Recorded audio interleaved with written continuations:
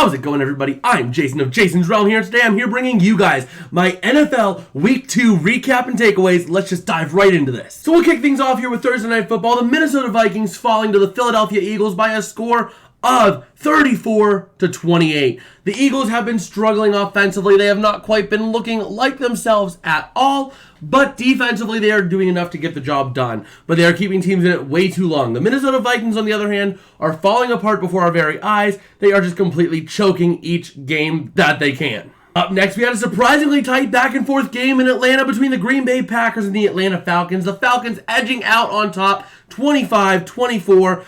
Atlanta has been able to hang with the big boys. Ridder does not look like the guy right now because he has been way too slow to start these games. But if he can get better and start up faster in these games, the sky's the limit for this kid. And this team could really do things. Bijan Robinson can carry this team if Ridder doesn't screw things up. Meanwhile, the Packers, they're playing great except for the fourth quarter. That we could just delete that from memory. The Packers have only played 7 quarters of football, not 8. Up next, we have the Las Vegas Raiders falling to the Buffalo Bills by a score of 38-10.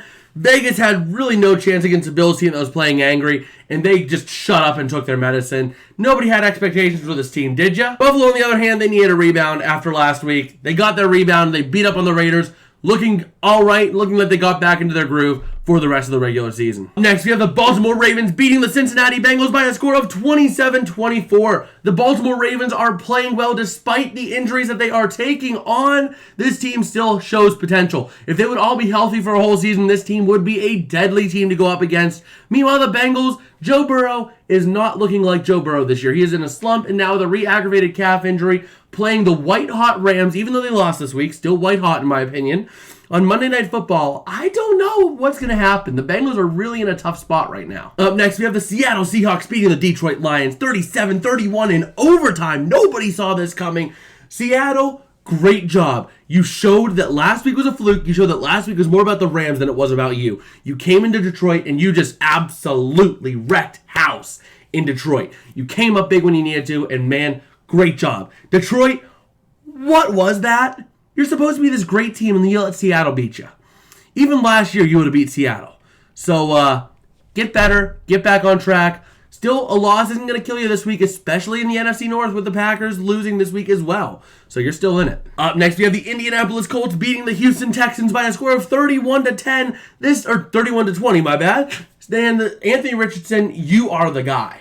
You are looking great. You are running circles around this league in your rookie year, but it's more about the system you're in than it is about your actual skill. You still are not the most NFL-ready quarterback. There's still a lot you have to learn. C.J. Stroud, on the other hand, on the Texans, is looking like that NFL-ready quarterback, but when your best weapons are an aging Brandon Cooks and an aging Dalton Schultz, you're not going to be looking good. When your offensive line is as bad as the Texans are, you're not going to be looking good. When you have no defense to support you, you're not going to be winning games.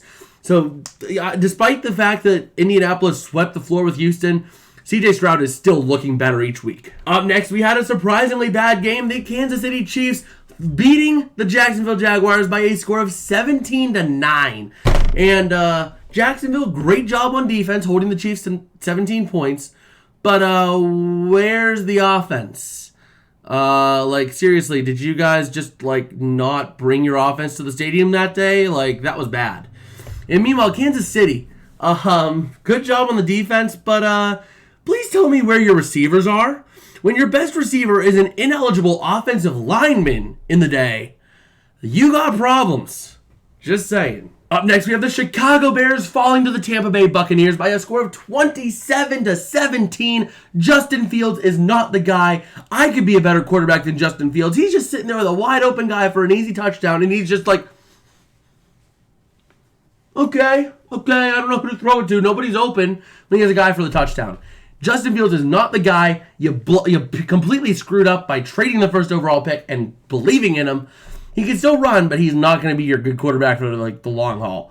Meanwhile, Tampa Bay, oh my gosh, if Baker Mayfield stays white hot, this is like the 2020 Browns all over again. You have a high ceiling if Baker can stay elite like this. Up next, we have the Los Angeles Chargers falling to the Tennessee Titans. What did I just say? In overtime. The Chargers have scored over 50 points, almost 60 points this season. and they had no turnovers, yet they are 0-2.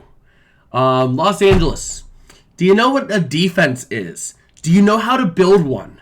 Because clearly you don't if you score 60 points almost in 2 weeks and you're still 0-2.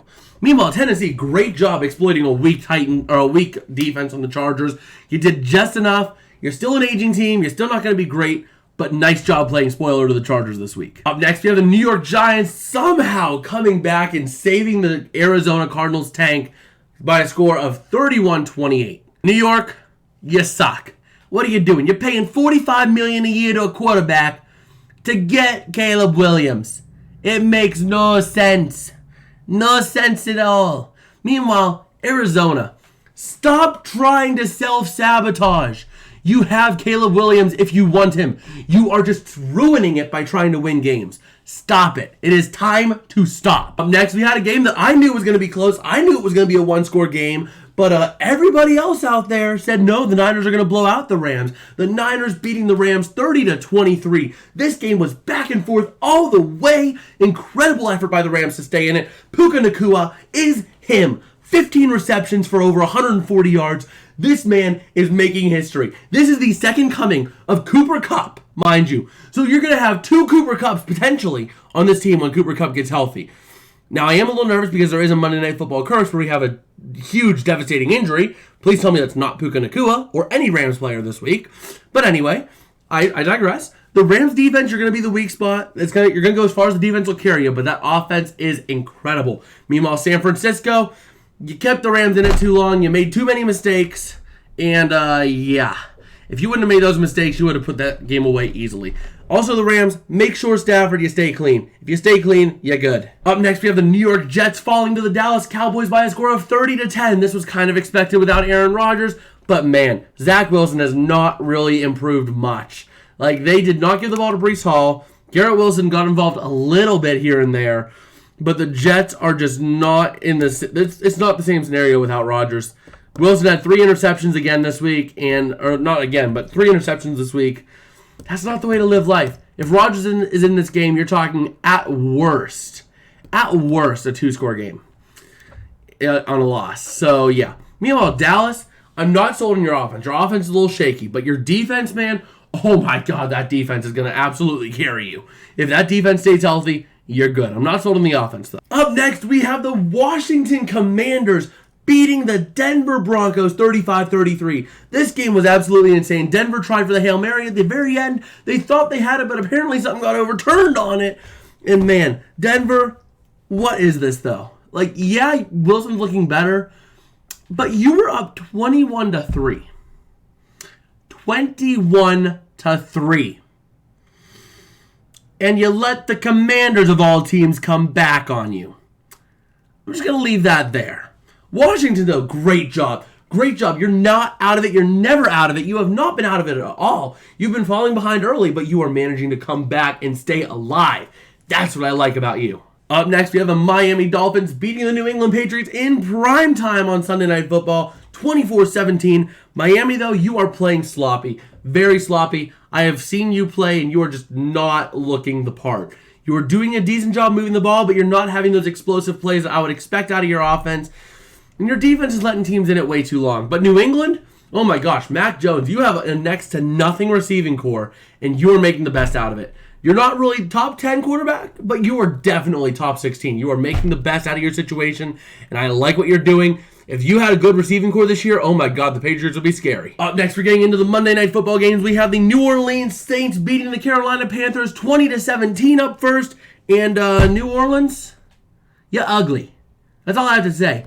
You are ugly. That's all you're doing winning games ugly fashion. You are keeping your opponents in it way too long. You've won your last games by a combined less than 10 points in 2 weeks. You've won by less than 5 points combined in the last 2 weeks. You've won by a total of 4 points combined in your last 2 weeks. Plus 4-point differential over 2 games. You are the Minnesota Vikings of this year. You know that? That means you're going to eventually make the playoffs but then choke to the Giants somehow if they sneak in. Or some stupid team. Please, focus and reset yourselves. You are not on the path to success right now. But Carolina, you lost a winnable game, but at the same time, Bryce Young is not looking hateful. You have a rookie quarterback, and he's not looking too bad. Just give him some time, give him some weapons, and you'll be fine. And last but not least, we have the Cleveland Browns falling to the Pittsburgh Steelers on Monday Night Football, 22-26. This game was an absolutely incredible game, except we need to have a talk for a second. Minkah Fitzpatrick, why? Why would you do that? You know that Nick Chubb had a planted leg, and yet you dive low on him. You know, I have a soft spot for the Steelers, but I cannot defend that action at all. That was absolutely disgusting to watch. And you very well could have ended his season. I'm expecting you to be out at least 8 to 10 weeks for a suspension. That's my honest expectation. But Cleveland, nice job trying to rally. You just came up short. You came up short like you tend to always do. But hey, you'll be fine. Let it sit another week. You will be fine. The Steelers, that was just a fluke game for them. You'll be fine, Cleveland. Pittsburgh, let's have a talk, though. Your run game, come on. Tell me what the problem is. Tell Jason what the problem is, and we'll have it solved. We'll fix it. Your run game sucks this year. Sucks. If you could get that run game going, you'd be fine. But it sucks. Get that fixed, and maybe we'll see you in the playoffs. So that's about going to do it for me today. If you guys did like, don't forget to smash like and subscribe, as it does help me out a whole lot. It lets me know that I'm making content that you guys enjoy. And if you want to see how wrong we were, me and the team were, or how right we were, because some people actually had really good weeks, go ahead and check out down over here is going to be the predictions video for week 2. And I guess with that, I will see you guys later. Peace out and have a good one.